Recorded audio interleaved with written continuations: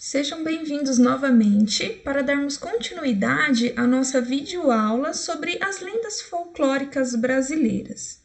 E agora eu vou contar para vocês as histórias das principais lendas, para vocês relembrarem e, caso ainda não conheça, para saber como é cada lenda. Esse aqui é o Boto. A lenda do Boto cor-de-rosa, ou simplesmente a lenda do Boto, é uma lenda de origem indígena que faz parte do folclore brasileiro. Ela surge na região amazônica, no norte do país.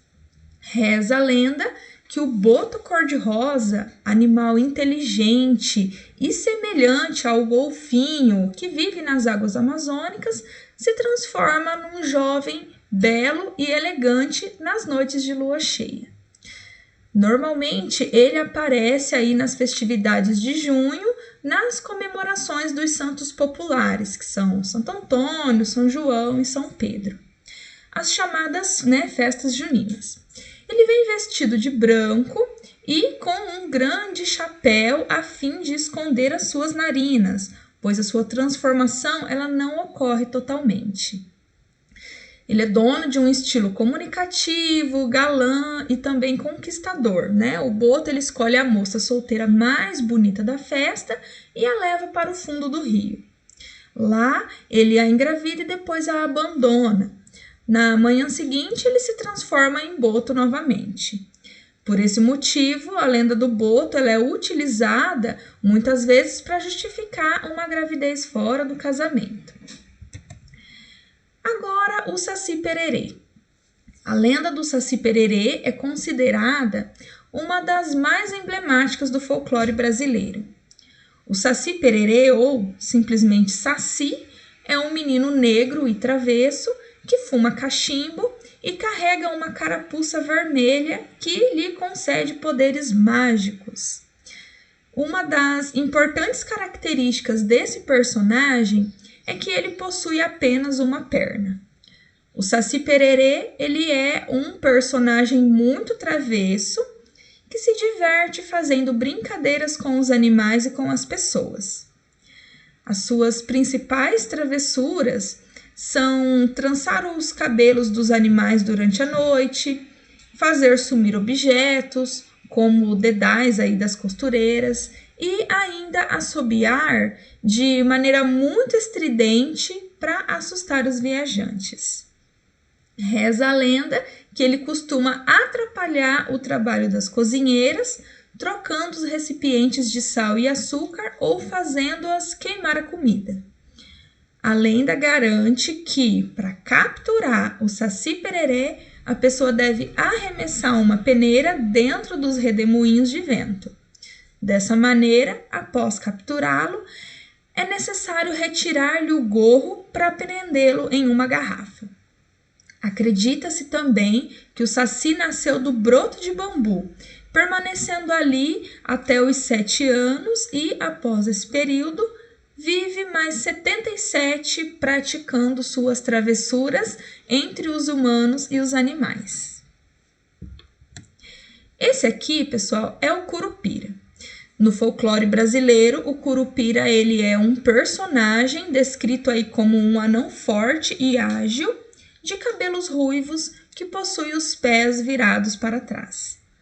Assim, ao caminhar, o Curupira ele consegue enganar alguém que pretenda seguir ele olhando para suas pegadas. O perseguidor pensará sempre que ele foi na direção contrária.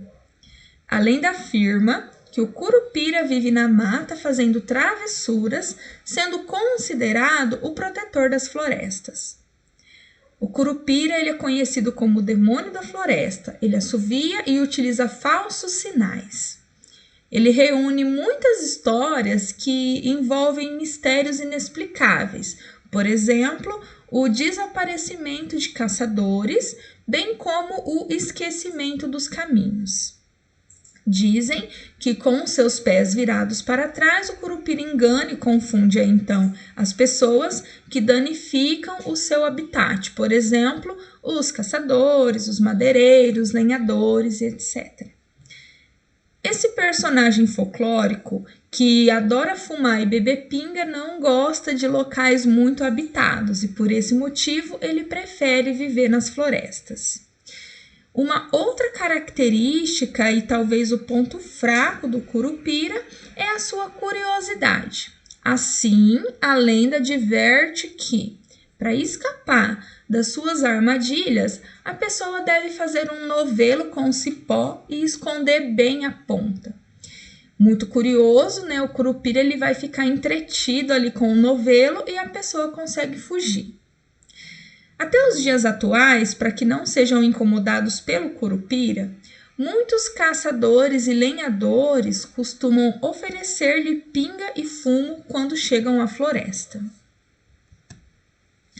Essa aqui é a caipora, né? A caipora, por sua vez, segundo a lenda, é considerada a prima do curupira. A caipora também, ela é chamada de caipora do mato. Ela é uma figura, né, do nosso folclore brasileiro, considerada a protetora dos animais que habitam lá nas florestas, né, e também guardiã dessas florestas. Note que ela pode ser representada por um homem ou por uma mulher. Isso vai variar de acordo aí com a região em que a lenda é relatada.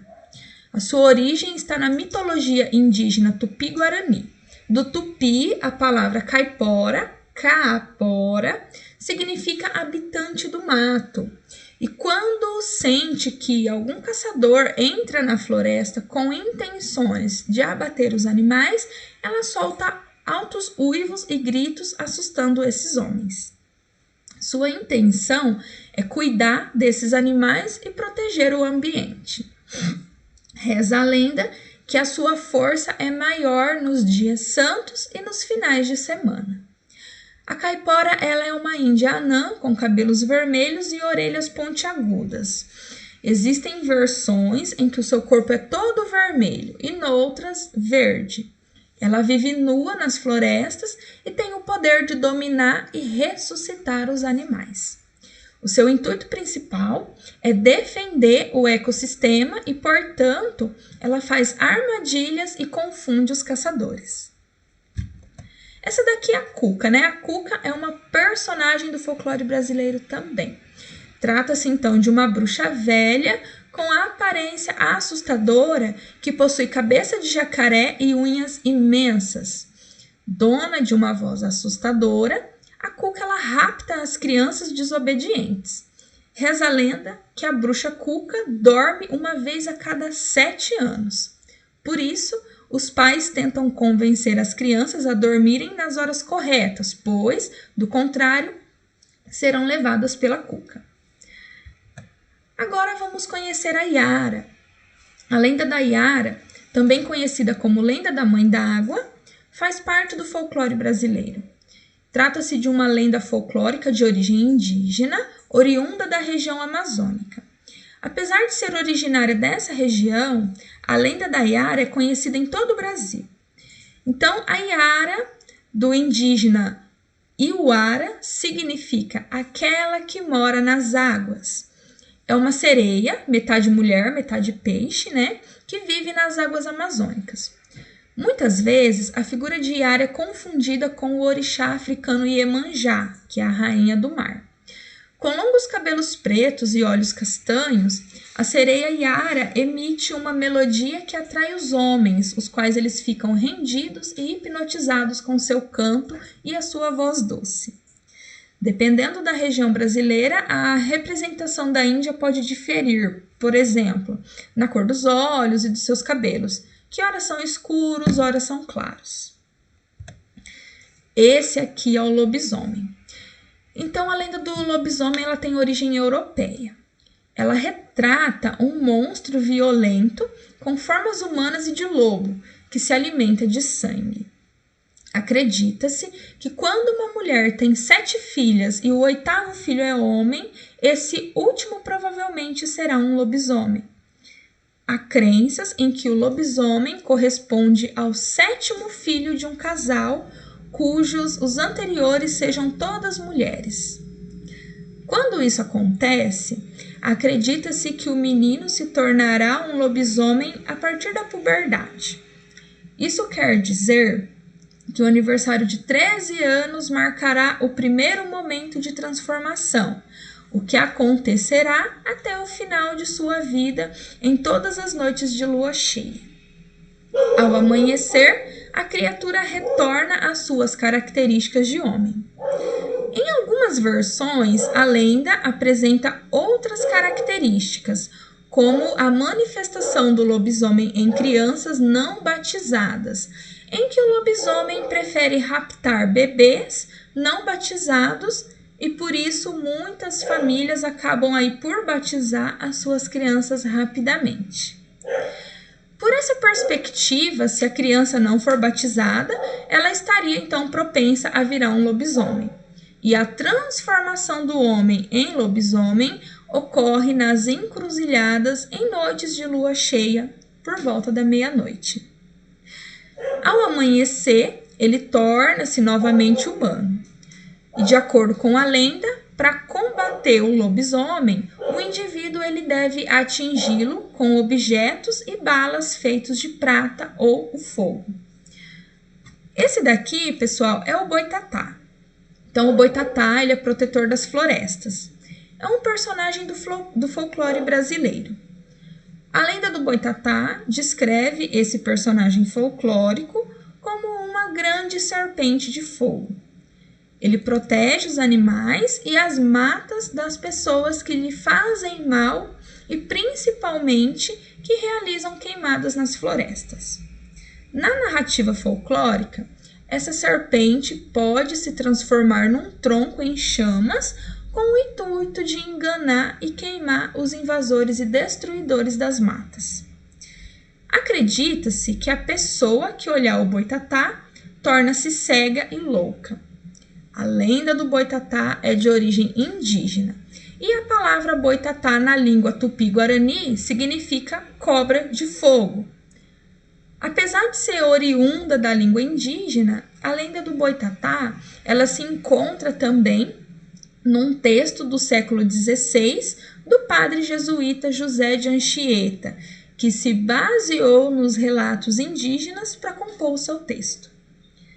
Segundo alguns nordestinos, o boitatá, conhecido como alma dos compadres e das comadres, representa as almas penadas malignas que passam queimando tudo. Já no sul do país, a versão que prevaleceu advém da história bíblica do dilúvio. Nela, muitos animais morreram e as cobras que sobreviveram tiveram como castigo o fogo. Nessa versão, o fogo aparece na barriga de cada uma, as quais se tornam iluminadas e ao mesmo tempo transparentes. Há ainda uma versão em que o boitatá não é uma cobra grande, e sim um touro feroz que solta fogo pela boca. Este é o Negrinho do Pastoreio e é um personagem também do folclore brasileiro muito conhecido na região sul do país. De origem africana e cristã, a lenda do Negrinho do Pastoreio surgiu provavelmente no século XIX. Reza a lenda que, ainda no tempo da escravidão no país, esse personagem foi um pequeno escravo que sofreu muito com os maus tratos de um fazendeiro. Num determinado dia, o senhor pediu-lhe que cuidasse de alguns cavalos, porém um deles acabou fugindo. Quando retornou, seu dono sentiu falta do cavalo baio e com isso resolveu castigar o negrinho. Após sair em busca do cavalo perdido, o negrinho chega a encontrá-lo, porém não conseguiu capturá-lo. Dessa maneira, o senhor resolve então castigar o garoto com muitas chibatadas e, além disso, lança-o num formigueiro. Perto da noite, o fazendeiro resolve deixar o garoto ali no formigueiro, certo de que já estava morto. Entretanto, ali no dia seguinte, o próprio fazendeiro se depara com o garoto e fica perplexo, porque a criança não apresentava nenhum ferimento no corpo. Além disso, ele estava montado no cavalo perdido e ao seu lado estava a Virgem Maria padroeira do garoto órfão. Muito arrependido, o fazendeiro resolve pedir perdão, mas o negrinho sai galopando feliz e livre no cavalo baio. Em outra versão da lenda, o fazendeiro foi avisado por seu filho sádico que o negrinho, responsável por cuidar de 30 cavalos, deixou um deles fugir. Isso porque ele estava muito cansado e decidiu dormir. Ao acordar, o pequeno escravo sentiu falta do cavalo, porém, o fazendeiro já sabia do ocorrido e resolveu castigar o negrinho. Atualmente, na região sul do nosso país, acredita-se que se algum objeto estar perdido, o negrinho do pastoreio pode ajudar a encontrá-lo. Basta acender uma vela perto de um formigueiro e pedir com muita fé que o objeto reaparecerá. Essa daqui, pessoal, é a mula sem cabeça, né? E a mula sem cabeça é também um personagem do folclore brasileiro e um dos mais conhecidos mitos do Brasil. A lenda da mula sem cabeça conta a história de uma burrinha de cor preta ou marrom que, em lugar da cabeça, tem uma tocha de fogo. A burrinha possui ferraduras de aço ou prata e relincha tão alto que se ouve a muitos metros de distância. Também é comum ouvir o animal soluçando como um ser humano. Disse que a mula costuma correr pelas matas e campos, assustando pessoas e animais. Existem diferentes versões para a origem da mula sem cabeça. Em uma delas, conta-se que se uma mulher dormisse com o namorado antes do casamento, ela poderia ser enfeitiçada e virar uma mula sem cabeça.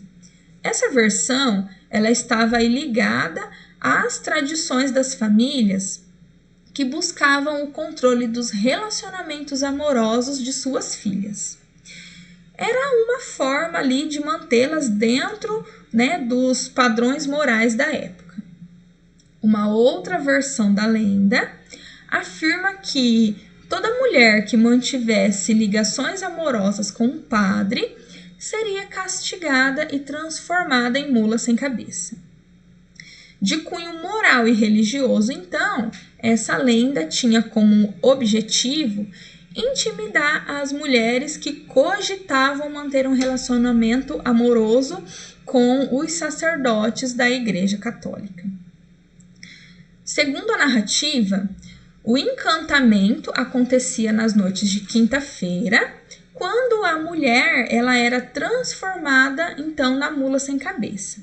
Ela lançava fogo pelo pescoço e corria em disparada pelas matas e pelos campos. Com as patas, ela despedaçava os animais e as pessoas que surgissem em sua frente. O encantamento desaparecia no terceiro cantar do galo. Nesse momento, a mulher voltava à sua normalidade, geralmente ali exausta e também ferida. E para acabar de vez com o encantamento que recaía sobre a pecadora, alguém deveria arrancar os freios da mula ou furá-la com algum objeto pontiagudo a fim de tirar-lhe sangue, mesmo que fosse apenas uma gota. O encantamento também poderia ser tirado pelo padre, né, o amante da mula sem cabeça, que deveria amaldiçoá-la 7 vezes antes de celebrar as missas. Essa aqui, pessoal, é a Vitória Régia, né? Então, a lenda da Vitória Régia, uma das mais conhecidas do folclore brasileiro, pertence à cultura do norte, em virtude de ter nascido nessa região do país. Ela explica, né, a origem da planta aquática, que é símbolo da Amazônia. Segundo essa lenda, né, que é indígena e também amazônica, a Vitória Régia ela é originalmente uma índia que se afogou após se inclinar no rio para tentar beijar o reflexo da lua. Para os índios, a lua era Jaci, por quem a Índia estava apaixonada. E Jaci costumava namorar as índias mais bonitas da região. Nayá, que viria a ser transformada na Vitória Régia, era uma dessas índias que esperava ansiosa pelo encontro com o Deus. As índias que Jaci namorava eram levadas para o céu e transformadas em estrela. Apesar da tribo alertar Nayá que ela deixaria de ser índia se fosse levada por Jaci, ela estava tão apaixonada, né, e conforme o tempo passava, desejava cada vez mais se encontrar com ele. Certa noite, então, sentada à beira do rio, a imagem da lua estava sendo refletida na água. Assim, parecendo estar diante de Jaci, inconscientemente, Nayá se inclina para beijá-lo e cai no rio, despertando sua ilusão. No entanto, apesar do seu esforço, ela não consegue se salvar e morre afogada. Ao saber o que tinha acontecido com Nayá, Jaci ficou bastante comovido e por esse motivo quis homenageá-la.